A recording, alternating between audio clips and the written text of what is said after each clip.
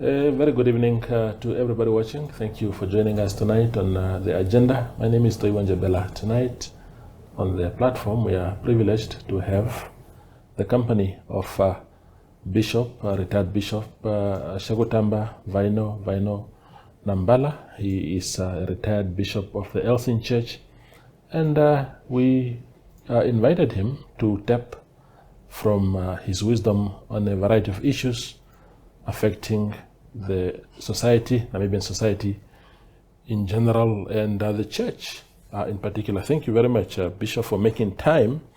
I suppose you are enjoying your retirement very much. When did you retire? 2021. 2021, only now? Yes. Okay. Yes. Wonderful.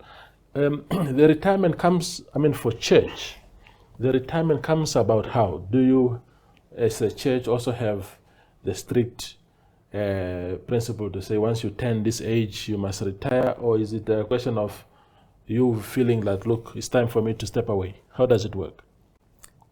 Oh, thank you very much, first of all, for having me here. Yeah, thank you. Yes, in our church, you say yes and no, strict retirement age. Yeah. Normally, we retire, pastors and bishops retires at the age of 65. Okay. However, there is a chance to be requested to continue up to the age of 70. Okay. If your health allows. Mm. So for me, I was requested to continue to the age of 70. Is when I retired. Okay. Yes. And maybe tell us, I know that you're an educator also, you're a retired school teacher also. Education, when did you retire from that one? Because it looks like you left that one and continued to be active in church. In fact, I did not retire from teaching. Okay. Because I taught schools sporadically. Okay. The first teaching I conducted was 1974 at the primary school level. Okay. Then I left, went back to school. Yes. Then eventually, when I was doing my graduate studies in the USA, I was teaching the graduate students. Then when I came back home, I did other works. Then I went to teach the pastors at our seminary here in Windhoek for only 2 years. Okay. So my teaching career is so sporadic. Yeah, I understand. Yes. At what point in your life did you decide to get into theology? Long ago. Actually, my primary interest was engineering. Ooh. Because I was so good in physics, in sciences and mathematics. Yeah. So I thought, well, I think it will be best for me to study engineering. Unfortunately, we did not have engineering schools. Neither in Namibia, in South Africa is the only country we were allowed to go to, but the engineering courses were taken at Wits University, and only whites were allowed in that field. Although the time I was in high school, doing my standard 10 at Oshigambo, they were allowing few blacks to register at the Wits Engineering College. But my name, perhaps, I always suspect my name, is so African. Yeah. Once I see it, I say, this is a black guy, we should not allow him. I'm still waiting for my response. Okay. Nevertheless, at that time, I was also considering of studying the Bible, not as a theologian per se, but from the scientific point of view, just to discover how the Bible came about. Which, of course, eventually, there was no other opportunities for me to go to where I wanted, so I had to take up that study. It's a radical departure from engineering to theology. That's like really, because someone will say, look, if you wanted to become an engineer, and that didn't happen, maybe you will just go a notch below and become something close. But from engineering to theology, that's a paradigm shift. Well, it depends Yeah. how you view it. Yeah. When you look at the creation story, it's part of engineering. Yeah. So, Yeah. for me, it doesn't make much difference. How was it? How was the news accepted at home? Because I'm imagining today, if I went, of course, I'm now at the climax, I suppose, of my career now. But when I was leaving high school or whatever, if I had told my parents that I wanted to become a pastor, I'm sure it would have caused a lot of commotion in the house. Yeah, during our time, there was no really parental directive what to do. Where I grew up, Yeah. until today, I don't know whether my father or my mother ever knew how to read or write, leave alone schooling. Yeah. Yeah. So my father died when I was 13. At that time, my mother was already old, around 50 or above 50 years of age. Okay. Okay. And there were no schools. In my growing up, there was no one we knew around who have gone to school. Yeah. So schooling was not really an issue to be considered. Yeah. Yeah. We have been looking after cattle. That was the career. Yeah. Yeah. Yeah. When you said, I'm going to school, for what? So only by God's grace, eventually we got school around us. We started new schools. I mean, schools at our villages. And I started going to school. But all my elder brothers and sisters attend school only be up to grade 2 or 3 at the most. I'm the only one in the family of 13 siblings who have gone beyond grade 7 I see. in school. I see. Therefore, when I go to school, nobody cares at home. Yeah. Yeah.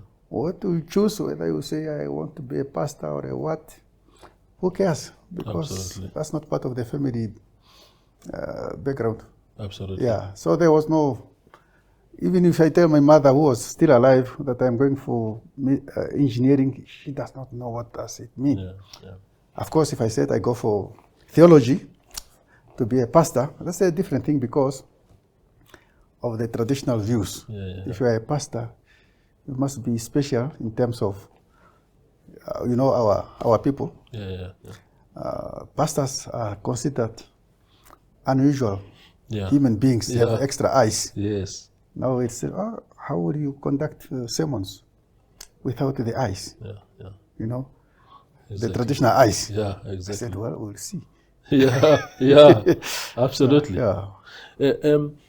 So you started your pastoral work around which year? When did you sort of become a pastor? Or I started my pastorate in 1981. 1981. Okay. Yeah. And so it means that Actually, let me give you back to your, go back to your previous question on my studying career, my schooling career. I started schooling when I was 10 years of age. Ooh.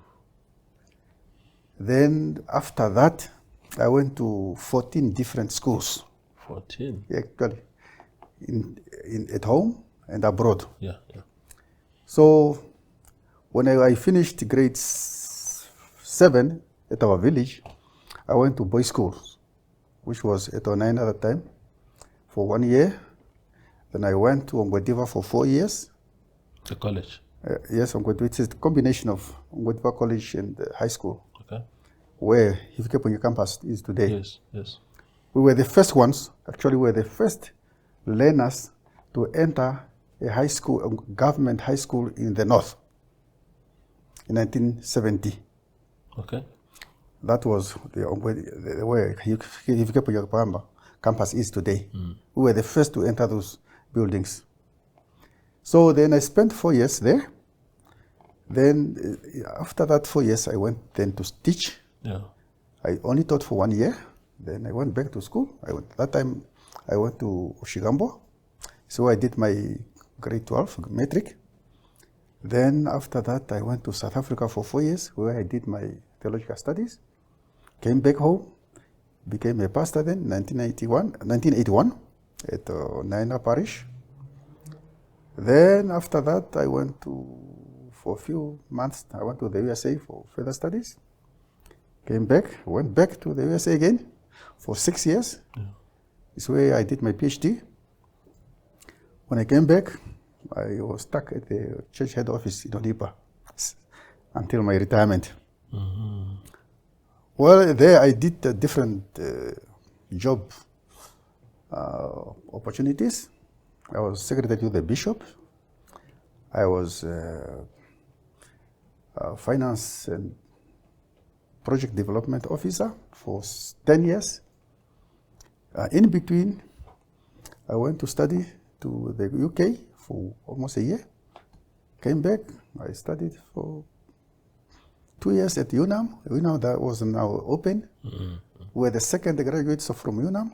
Okay. Not for, just for fun. Yeah, just to feel to have at least the university at home. Yeah, exactly. To have a paper from home. Yes. So the highest degree we had at the UNAM that time was only B Honours. So I did my B Honours there. And then I was a church archive curator for 2 years. Then I was posted to teach pastors at Paulinum, our seminary here in Windhoek. Then I was recalled again to become a bishop. Uh-huh. So I became a bishop for the Eastern Diocese. And then at the same time, the overall bishop of ELCIN for 10 years. Now I retired from that period. Absolutely. So maybe we can come to your question in between. Yeah, absolutely. Yes. No, so how does one become a bishop? Is it, because I know that in the ELCIN church, I'm part of that family myself, it's quite a tight competition. There are elections or something like that. And I know that in recent years, those elections have been fiercely battled out. Is it by ascension, or does one just throw themselves in that race and get elected? How does one become a bishop? There is no request that I want to be a bishop. Yeah. No. And the bishop is not elected based on educational level. It's by other viewers, either your behaviors, your whatever. The pastors, first of all, to become a bishop, the pastors, first of all, are requested to indicate individually which pastor among the pastors you wish him or her to be a bishop. So the appointment of the pastors are collected, and out of those names, we take 9 who got the most votes. We take 9 names, then we send those names to the congregations. The congregations appoint 1 of those 9, and the 6 who got the majority vote are taken to the diocesan councils or synods. The diocesan synods take 3 out of 6, and the 3 are taken again to the highest church synod, general synod, to pick up 1.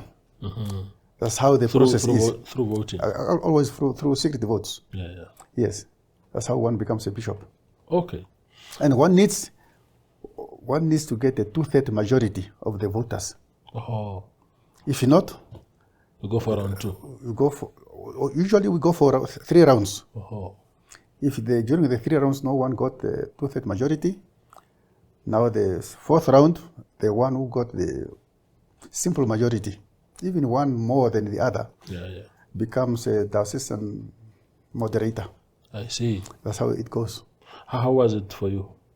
Did you go through all those rounds? Or no, it was anonymous?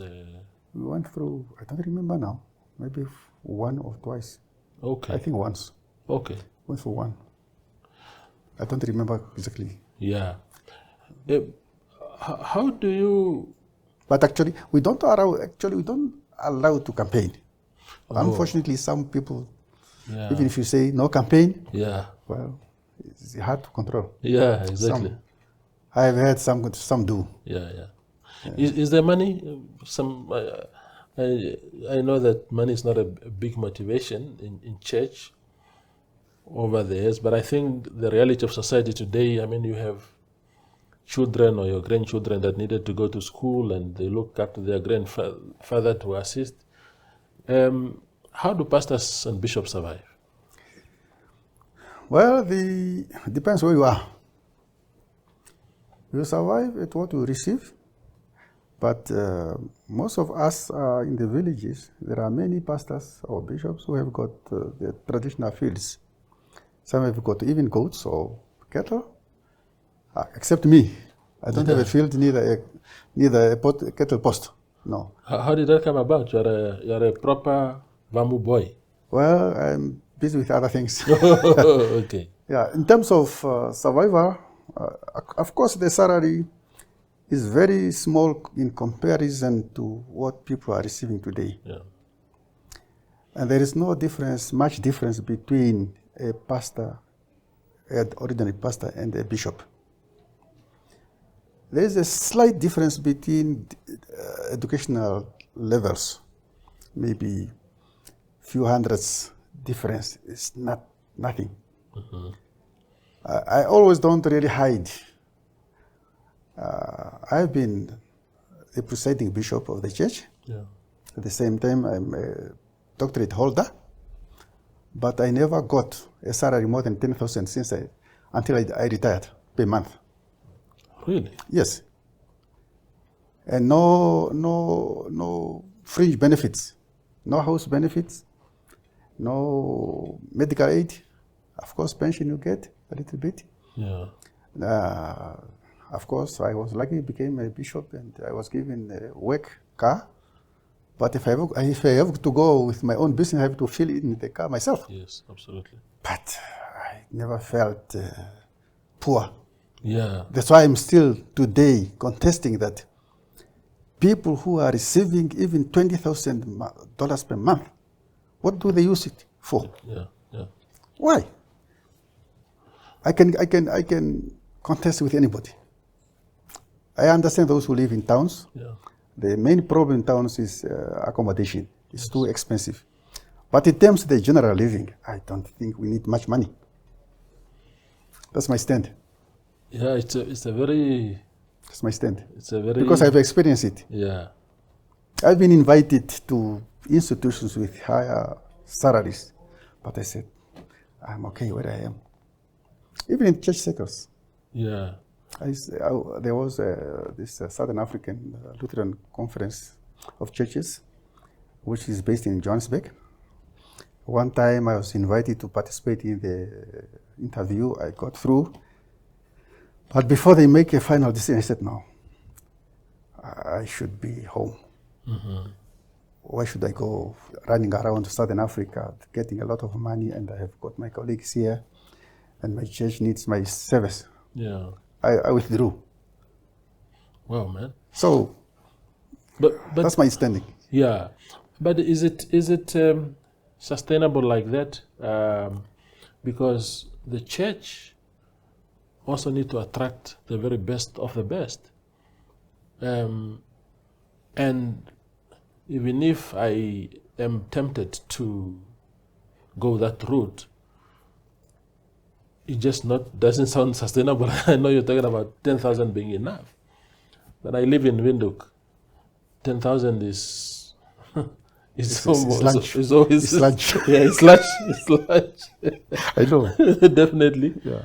So how can the church evolve and really take this job serious? It's a serious job. Yes. To have followers and people that you preach to, that you want to instill morals and moral uprightness and ethics and everything and godly fear, it's not a small job. I understand your question very well. Ideally, in the context we live today, the amount pastors, of course, maybe now they have got a little bit more, but still it's very minimal in terms of the contemporary commodity prices and the living.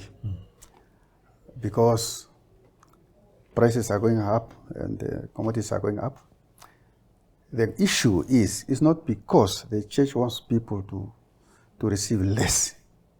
One has to understand the background of church income. Our church income comes from the parishioners, the collection on every Sunday, and the little annual fee, what we say, the membership, church membership, which is $90 per member, the average. Now, you cannot, whether you want it or not, you cannot increase salaries if you do not have a cash flow. Yeah. No, there's no way. You have to live according to what you receive. Yeah. There's no question. Even some of us have been satisfied for what we received, but still, even if I want it, or we want the pastor salary to be increased, there is no income enough for that. We don't have a capital to provide a good, sustainable salary. How did the Lutheran Church, because I look at the Catholic Church, they seem to have resources. They have, here in Namibia, they have private hospitals, they have schools. If you go to the Vatican their Pope seems to be, I don't know, but the Catholic Church seems to be well resourced. What is the difference there? Yeah, the difference is historical. The Catholic Church has been a state church for hundreds of years. They have been funded by the state, and they have created institutions, financial institutions like banks and so on. Not only that, the Catholic priests and popes and fathers, they are not paid salaries. Even if they are employed in a very well-paid company, they don't get that salary into their pockets. That goes to the common pool. So they don't, pastors, Catholic pastors, they don't even marry.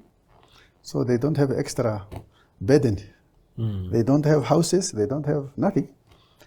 Once they go through their theological training, they are sent to the centers, which is already provided with food, beddings, and even cars. So they don't require much. Yeah. Out of that background, historical background, and the state where they are well off because they are attached to the Vatican. If they want to build a church, they are just say, we want a church here, they receive money from the Vatican. Yeah. Only nowadays, they start even collecting money. Yeah. That's the difference. There is a huge difference. Yeah, I understand. There's a huge difference. The Lutheran Church has had its challenges. I think when you alluded to the lack of adequate income, we have read in the papers about alleged corruption, pastors having helped themselves to the funds of the church and stuff like that.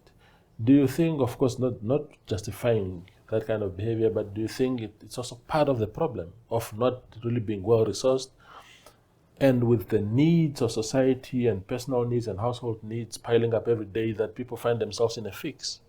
That's right, you're right. The temptation is very high. To live as we live is not easy to everybody. And also today, as we leave the finances to the individual congregations, not all have the capacity to take care of the funds they receive. That's why, during my term, we tried to create what we call a common fund, whereby all pastors could be paid from, and money could easily be controlled. This way we can also get experts to control that funds, and everything to be paid at once, like pension, social security, and whatever, from one common fund. Yeah. We thought that could help the church not only to to control the corruption, but also to control the income, income and outcome. Probably the salary could also be raised easily. Unfortunately, many pastors did not want to agree to that. Yeah. And now it's hard to control the individual congregation income. Yeah. And some pastors or congregations are no longer willing to support the offices, which is grave. Yes, I agree that some tend to sneak some church income for themselves. And there are also many who are now concentrating to their private enterprises, either cattle heading or mango fields, more than they concentrate on their pastoral work. It is unfortunate. I don't know the way, if there is any other easy way to go to rectify this, apart from coming back to the common fund. Yeah. It is still there, but it's going very slow. Yeah. Very slow. Yeah. Yes. Just back to, so if you started being a pastor from 1981 onwards, and of course you are coming from the 70s already, so you are part of you have witnessed and probably have been part of that revolutionary church that also played its part in the liberation struggle by supporting the liberation struggle through its own ways. I know that some pastors of your generation faced a lot of problems from the apartheid regime for their sympathetic actions towards the liberation struggle. What can you tell us? How were the issues around that time? Yes, I'm laughing because I'm one of those who experienced the time. Yeah. No, that time we had a common enemy. Everyone understood that. It's not necessarily politics or church, it's just a common enemy. We want to get rid of the colonial powers from our shoulders. So everybody got involved. It's not a question of whether you are a pastor or not. So that's why some of us were heavily involved. A lot of pastors were imprisoned. Some were even killed. We have a couple of pastors who were killed in the process. Some were beaten up to death in the process. Some were bombed and so on. The target was to fight a common enemy. Yeah. Now, maybe the difference want to know, what about today? Yes. Well, today it's very difficult. We don't have a common enemy. Yeah. No. Our common enemy is corruption, is nepotism, is whatever we see. These are too many enemies to fight. Yeah. So to be vocal again, one has to be versed with the current issues before you voice your voice out. Otherwise, you may be misled. Yeah. So, because that is exactly what I want to ask, because the church used to be vocal. Today, men like yourself who command authority just by speaking, the bishop has spoken. We have to listen. We have even people saying that in the villages and elsewhere. Meaning that your voice carries so much weight. Not only you personally, but just your generation. But we are not hearing that voice coming out strongly enough lately. Are you scared? Are you afraid of offending anyone or stepping on anyone's toes? What is happening lately with the church? Unfortunately, no one is listening to today. Even the president or the nation who's commanding the nation. She is speaking, but people are not listening. Even parents are no longer in command. There is a new spirit among the nation. I'm independent. I have freedom to say what I want. I have freedom to do what I want to do. This is a problem not only the church need to address, but the state, both the state, government, both the church and the traditional authorities to come together and discuss this issue together. Yeah. Of course, there is also what we were mentioning earlier. The issue of money now has a strength. If a pastor comes to say to a certain minister talking about issues of pertaining to poverty, he's not she or she is not listened to, because you are only saying that because you are poor already yourself. So I don't know what to do, but I still think there is issues where the government, the traditional authorities, and the church need to sit and talk about. But there is so many things need to be identified.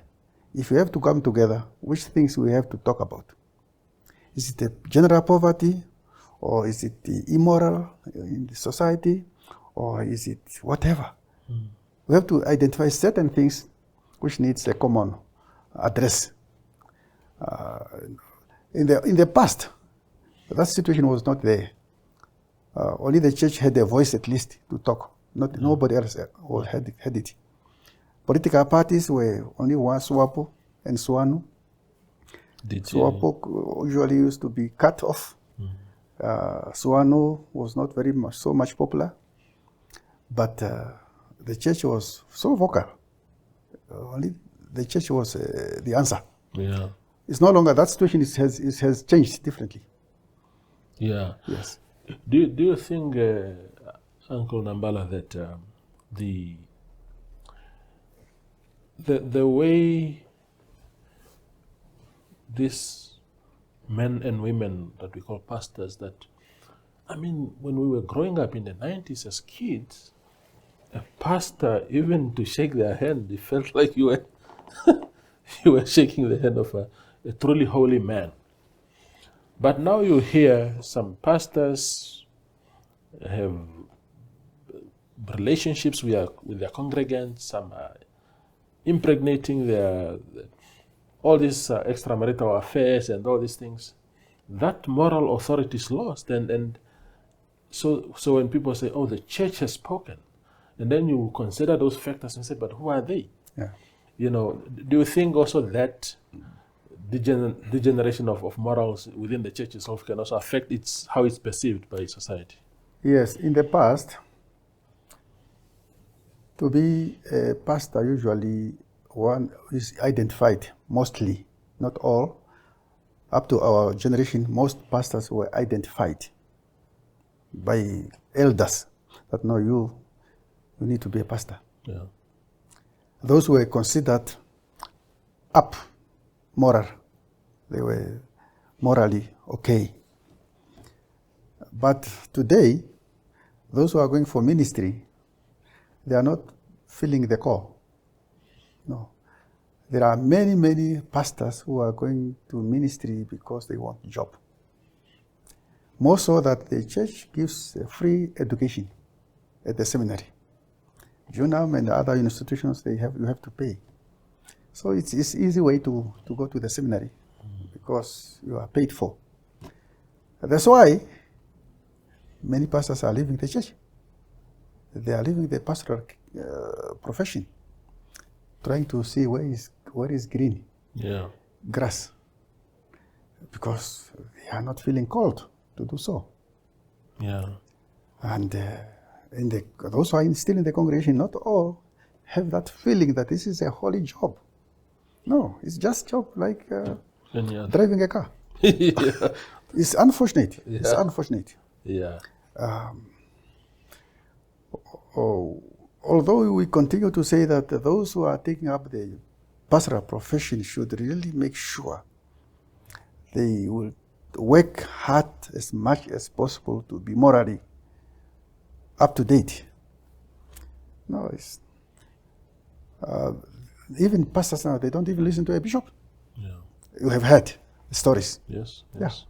Absolutely. They do what they want. The bishop has no power to push them aside. They will take you to the court. Absolutely. It's unfortunate. Yeah. It's unfortunate. Yeah. And we have another problem, Bishop Nambala, which is the issue of, I suppose we just say new churches. Every corner now, it's worse in the north now. In the villages there, we see elders who I suppose are also desperate for salvation and spiritual healing and all those sort of things, sitting under trees or some big church structures that have been put up in their villages, and they're being shoved around, they're being told things live on live streamed, televised things. As a man that grew up within the traditional church, really what we call the traditional church, because of course people are saying, yeah, but every church started like this, so you can't, that your ELCINs and Catholics and Anglicans are not necessarily better than the new ones.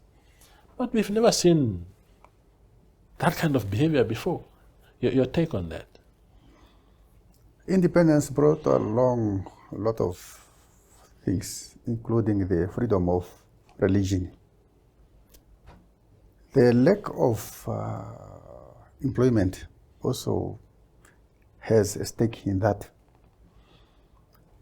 If you look at several small churches today, they are not churches per se. They are income-generating projects. With that, there's an influence of witchcraft, imported one, which never been here.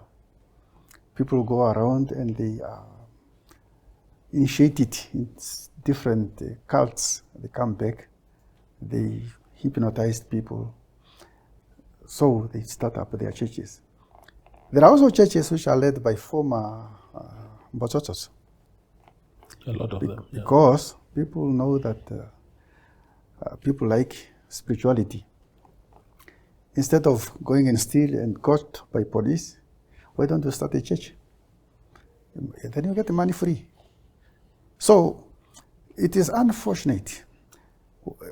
If you are not addressing the unemployment, people will continue to go there. And this is attached or connected to domestic violences, because when people are pushing each other at homes, some of them tend to go to these churches looking for so-called healing and comfort, whereas at the same time they don't get anything.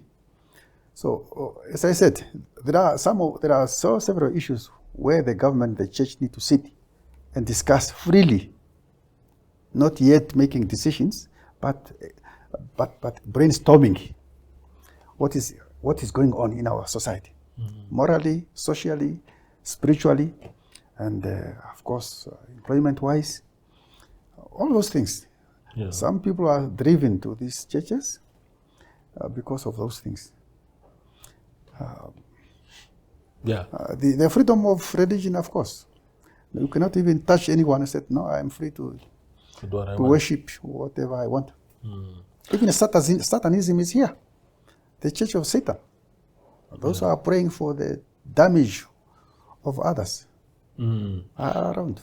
Do you think that that very freedom, which is a beautiful thing, is what people fought to have for the country to have freedom of religion without being hounded out of their churches and whatnot? But even that has to be managed, just like any other freedom. Yes. Freedom of speech has to be managed, because you don't just say what you want to say without any limitations, because the freedom exists on paper. In Rwanda, Uncle Nambala, you might know that, you might have read that in Rwanda, they have made it a law now that for anybody to consider themselves a pastor, there has to be a minimum requirement. Certified at, your NQA level here or whatever, for you to be considered serious. But if you just, like you said, a guy gets out of jail today, He doesn't want to go back to jail again, but he has to survive. He buys corrugated irons and put up some structure and say, I'm a pastor now. A guy who cannot find even what a verse says in that, because one of the tragedies of these churches, when I look at, they are not even talking about the church itself. Yes. I mean, the Bible itself. It's just people saying, some funny voices there, and people being shoved and anointed water. There's no teaching there. Do you think that that qualification must become mandatory going forward? We are not saying that people should not go to church. They are free to go to church. You are right. As I said, government and churches need to sit together. One of those is to put up regulations. Before you become a pastor, you must belong to a church which is registered legally. And to register a church, we should put up mechanism and the requirement who is to be considered a church. And you have at least legally you are a church. But you have to have a pastor. A pastor should have certain qualifications. So our churches are not registered. Yeah. Just anyone, anywhere, anytime. As long as you can insert a name ministry, what then? We need the church provisions or church regulations to regulate how to establish a church, and even to regulate the number of churches. Yeah. If you have got Catholics, Anglicans, Lutherans, and others, why should we need more? Yeah. If you don't belong to these 3 or 4 churches, then you are gone. Yeah. Why don't you belong to these churches, existing churches? Yeah. What is wrong with them? Unless you give a formidable reasons why you don't belong to these churches. Yeah. At least. Absolutely. Otherwise, this will not end. More churches will come. Absolutely. Let's spend the last few minutes now talking about just your... I see you have... these are your books? You wrote some of this? Or? Oh, yes. These are some. Okay. You wrote them prior to retirement, or is it during your work as a bishop still? I'm trying to establish whether you are using your retirement time productively. I've been writing, first of all, when I was at high school, I was writing poems. Yeah. Unfortunately, all of them, if not most of them, have gone lost. Okay. I was writing them and handing them to my teachers. But the teachers are late now. I don't know where they threw them away. Mm. Then I start what they call kind of freelance journalist, writing to the papers, church papers like Kwetu, Omkuni, because those were the only papers there. There was Windhoek Observers, but we were very far in the north. I mostly write to Omkuni and Kwetu since 1975. But when I was in the 70s, mid-70s, when I was in the seminary, I started translating some books into Oshuambo. Then when I started working, I started doing research on various issues and continued to write books while I was still at work.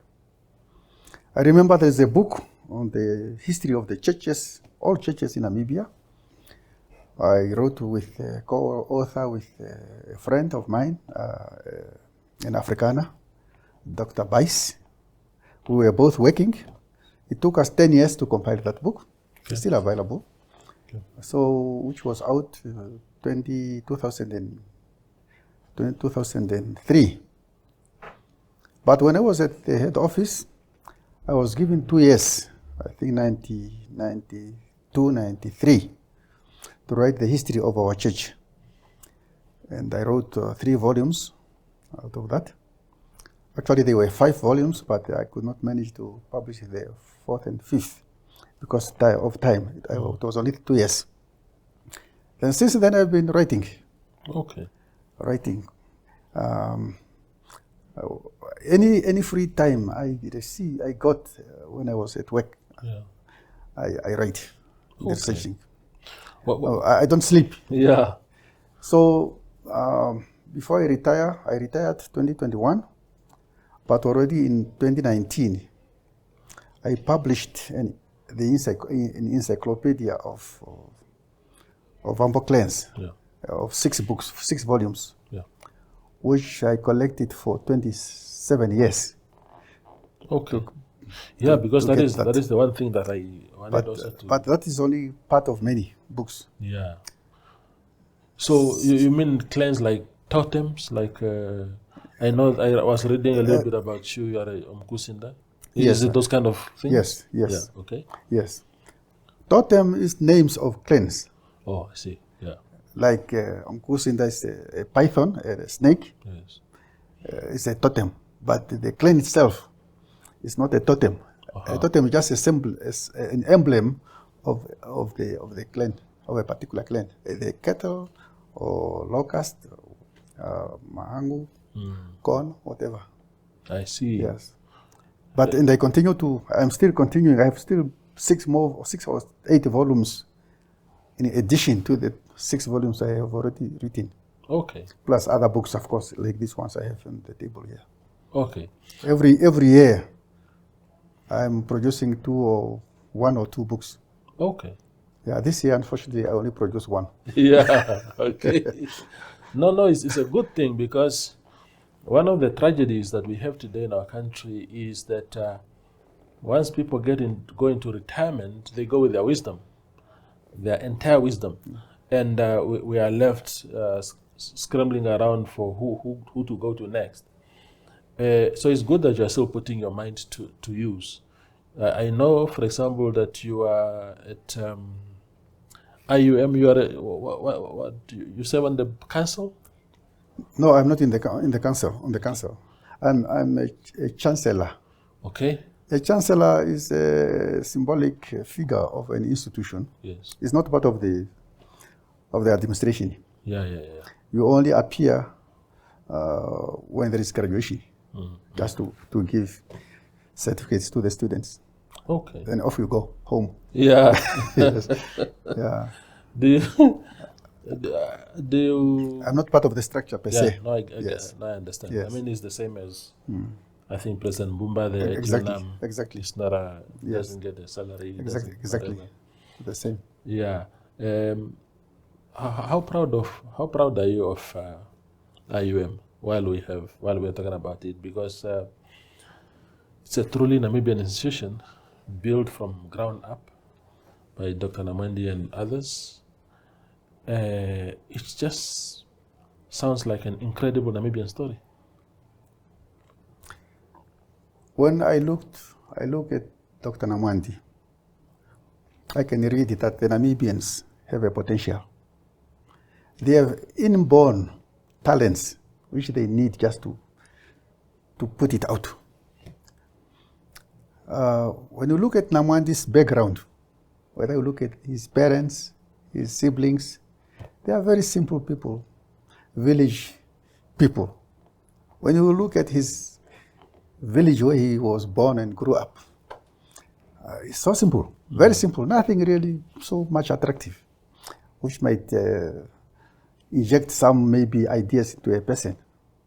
But out of that, he managed to put up an institution like IUM. When you look at his beginning, 1 teacher, 1 student, and where we are today, over 30,000 who have gone through that institution, is incredible. What does tell us? That tell us? It tells us that we have, if we have a will, all of us, if we have a will, we can do tremendous things in this country. So I am proud to be associated with IUM. Of course, with UNAM as well, because I studied there. It's my alma mater. I cannot put it aside. But IUM is so unique because this is a one-person engineered institutions which has grown up that far. And we have to emulate Dr. Namandi's stamina. Of course, everyone is talented differently, but he should inspire us. Dr. Namadi should inspire us to look within ourselves. What kind of talents do we have? Yeah. And what legacy we want to leave behind when we are no more?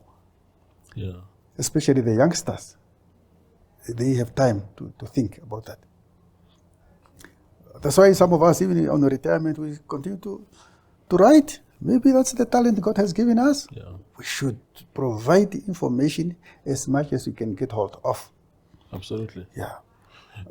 So it's an encouragement. Yeah.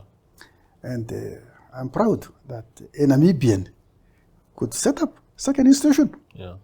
So, my brother, my fellow country person, what do we do? The question is, what do you do yourself? Exactly. Yeah. What do I do? Do I just sit? There are so many people who have got a lot of money, Yeah. but they don't do anything. Namandi started, I think, with $500, his institution. Yeah. Yeah. But now, IOM is an independent institution. It does not depend It will outlive on him. the government. Yeah. So, it will outlive him actually, course. because when he's no longer here, Of course. that institution will remain standing. Of course. Yeah. We wish IOM to remain like the university in Morocco, which was established, the first university in the world, which is still standing today Yeah. Yeah. in Africa, which was established in 800 AD by a lady. It's a private institution, but still there. So it's our prayer that IOM will not be left to die. Absolutely. Yes. The very last question, Bishop Nambala, is when you spoke about where Dr. Namandi originates from. You see, there is this perception, especially among young people, that village, it's village life. We are city people. We are this. But upon close scrutiny, you would see that the villages, our villages, really maybe they are the reservoir of the values that we want the country to have. Our presidents, we had 4. Essentially, all of them, including Dr. Hage Geingob, who is from this side of the red line, they are rural people. Exactly. And now you have the Dr. Namandis. So the village is not a bad place as people like to portray it. Not at all. Yeah. Not at all. It's where all the humanity is kept. We were talking about moral up to. It's where the people who are from the villages are the best in moral keeping. Yeah. They have the respect of a human being. They are the ones helping each other in whatever situation they find themselves. Oh, do you have a little salt? Can you please help me? Whereas those of us who live in towns, I don't even care even to say good morning. Yeah. So, yes, our village is a source of a lot of inspiration we can follow. Absolutely. Yes. Bishop, thank you very much. It was a pleasure talking to you. I hope in the future you will appear on the platform again. You are welcome. But before I close, Yes. maybe this could be an appeal to the Minister of Culture. Yeah. We talk about culture, but we don't specify what we want. Number one, the Minister of Culture should put emphasis on languages, local languages. Yeah. Our people should speak their mother languages. It's where our philosophy and our thinking will be seen. We should talk about our traditional relationships. How do we relate traditionally? So that's why some of us have picked up the clan issue. Yeah. And once we know some of these things, we can eventually see that no, we are not different. Yeah. If we had time, I could tell you how Ovambos and Hereros and Namas, even myself, Yeah. you think I'm the proper Ndonga? No. Yeah. My parents from Okwambi, my mother's parents, some of them are from Bethany. They are the Namas. Yeah. I have a Nama blood. Yeah. But I'm so black. Yeah. Dark. This is because we have been moving up and down. So Namibians are so much connected, but we don't talk about that. Yeah, absolutely. Don't talk about that. We tended to differentiate ourselves through tribes. I'm a Kwangari and a what? No. Yeah. Above all, we are Africans. Yes. Our origin is not from here. We are from the Great Lakes. Even in our mythology, we are from the Great Lakes, from Uganda, Rwanda, Malawi, and so on. Absolutely.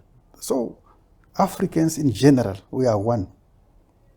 If not the world, which has migrated out of Africa. But we Africans within the African continents, we should create the spirit of brotherhood. Ubuntu. As Africans, Ubuntu. Absolutely.